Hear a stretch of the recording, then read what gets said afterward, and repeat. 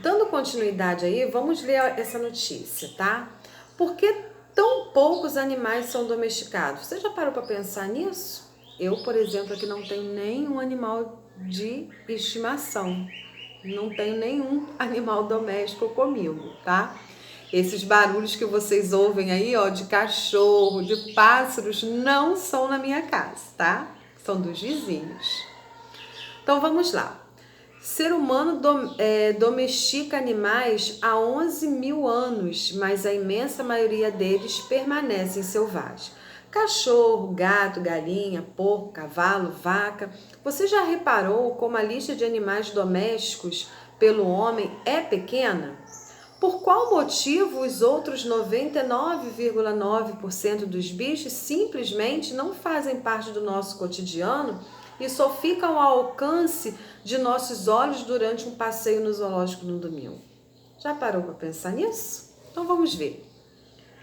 Como quase tudo na vida, existem razões científicas para isso. Percebemos que os animais também poderiam ser úteis vivos há cerca de 11 mil anos, seja para o transporte, a agricultura ou até mesmo a companhia. Selecionamos uma pequena parte deles para viver conosco, o resto que fique do lado de lá da cerca, e as razões são muito além da agressividade de alguns bichos. Existe uma série de características bem específicas que levam a essa seleção.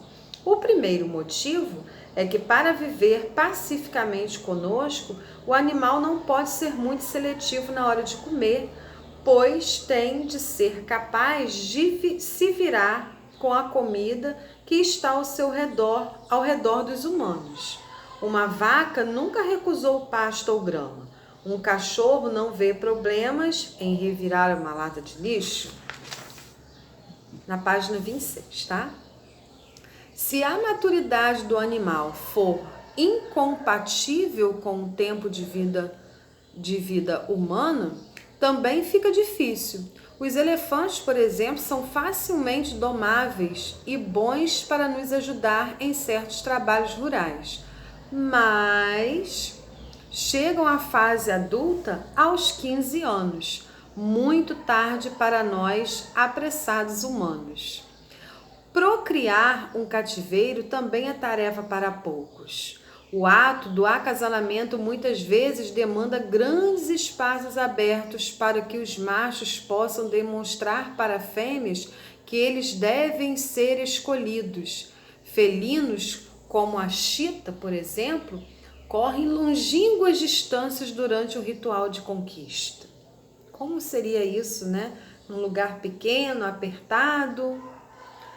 A quarta explicação é relacionada à agressividade dos animais não domesticados. Ser dócil por natureza é uma prerrogativa importante. Zebras são mais violentas que cavalos. Vacas são mais tranquilas que búfalos. Alguns pesquisadores, porém, alegam que esse senso comum é um fator duvidoso. Desculpa.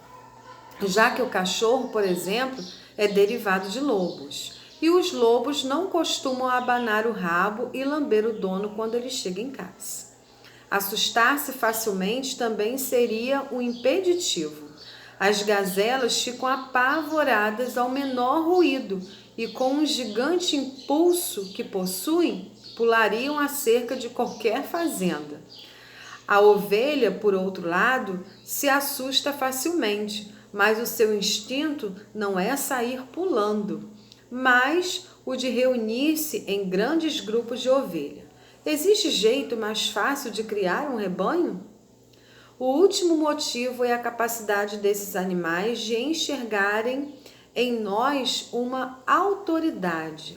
A noção de hierarquia prevalece em todos os bichos domesticados, possibilitando a relação de subordinação que eles têm conosco.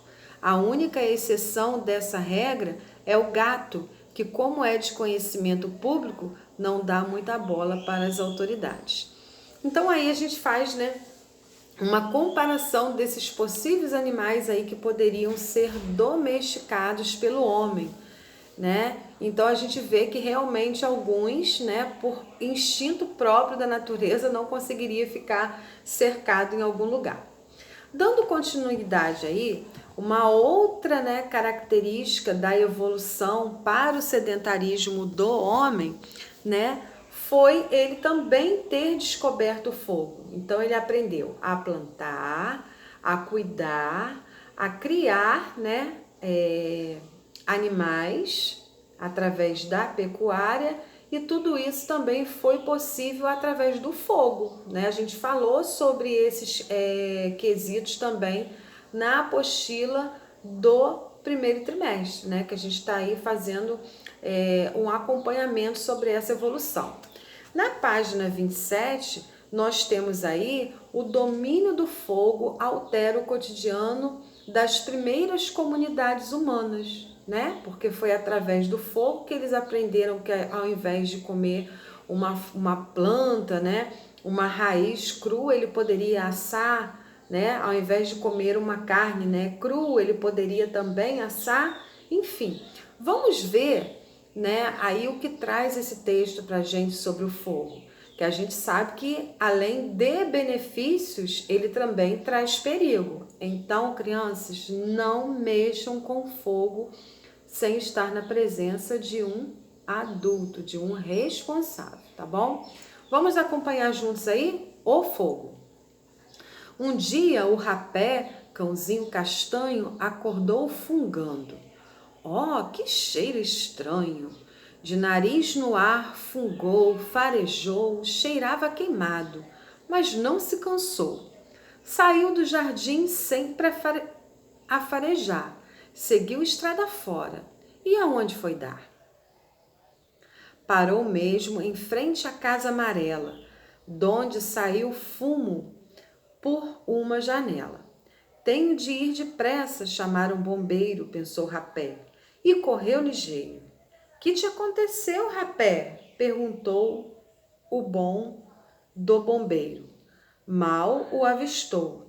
A casa amarela está a arder. Socorro! Então, esse animalzinho doméstico, né, que muitas famílias têm aí em casa, né, com o seu farejar, com o seu intuito, fungou aqui, fungou ali, descobriu e pediu aí uma ajudinha, tá? Bem fofinho ele, dá até vontade de ter um. Eu vou pensar. Na sequência, criança, faz além dessa descoberta do fogo, né, da evolução, do perigo que ele traz, mas também da grande evolução que ele trouxe para a vida humana, aí é uma poesia, né? E o que nos diz aí a nossa amiguinha, né? Falando que a literatura e a história caminham lado a lado, né? Do mesmo, pois o momento histórico influencia na forma como as pessoas escrevem suas histórias e poesias, tá bom? Por isso que tem aí um texto em forma de poema para vocês, tá bom? Então, a nossa atividade agora, porque o capítulo é muito longo, não tem atividades, né? É apenas textos e ilustrações. Nossa atividade vai ser no caderno de história, tá bom? Já já volto com vocês com a atividade. Beijos!